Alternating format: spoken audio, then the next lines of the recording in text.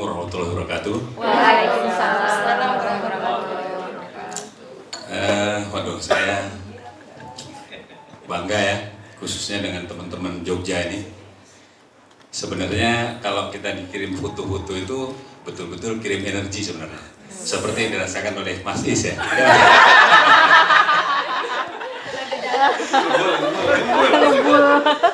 Oke, saya rasa kalau manfaatnya sudah sering disampaikan. Saya cuma mau memberikan apa ya, yang saya alami ya, bahwa saya itu sebenarnya sedang membuktikan, sedang berlatih lah. Saya itu sedang berlatih untuk sebuah keyakinan bahwa wilayah kita itu sebenarnya hanya di ikhtiar. Sehingga saya memang dalam beberapa kesempatan saya sebenarnya lulus nanti sekarang itu kata Mbak Rina tadi apa bonus ya. Jadi kalau saya bilang hasil itu sebenarnya wilayahnya Allah ya. Jadi kalau kita fokus ke situ itu kelihatannya bukan wilayah kita sebenarnya. Jadi saya sedang melatih keyakinan ini bahwa saya akan berjalan terus, latihan, berproses dan berusaha menikmati, karena itu wilayah kita yang sebenarnya. Hasilnya itu wilayah dari Allah Subhanahu Wa Taala. Nah, bagaimana dengan target, dengan goal, dengan visi dan lain-lainnya itu sama.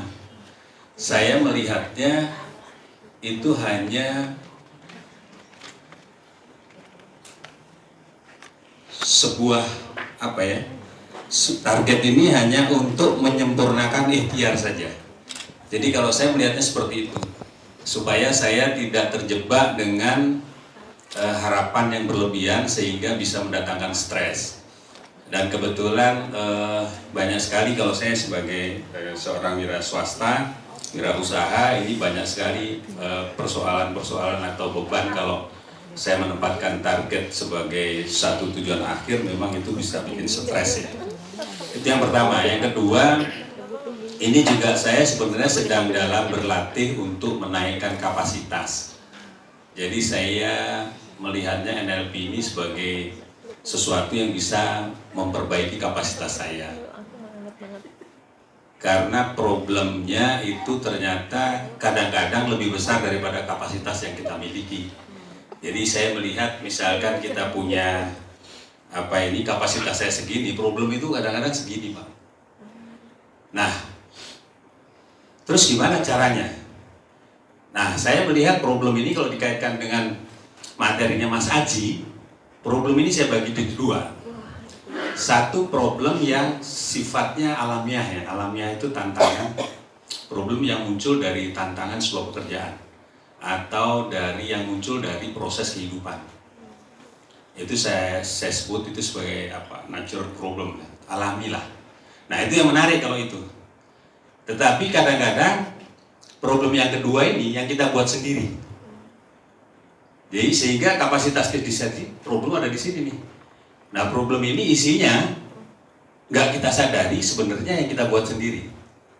Nah itu saya dapat belajar dari NLP ini. Apa kira-kira? Itu persoalan state, persoalan malas, persoalan tidak mau bergerak, capek berlatih, ya. Pokoknya isinya seperti itulah salah satunya. Kalau di dunia usaha, problem yang dibuat sendiri ini yang paling fatal itu cerita utang. Ya, utang itu problem yang kita buat sendiri, yang betul-betul menguras energi. Saya soalnya merasakan itu.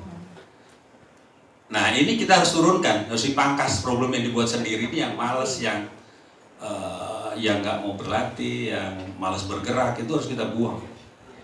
Nah kemudian kapasitas kita naikkan dengan cara salah satunya NLP ini.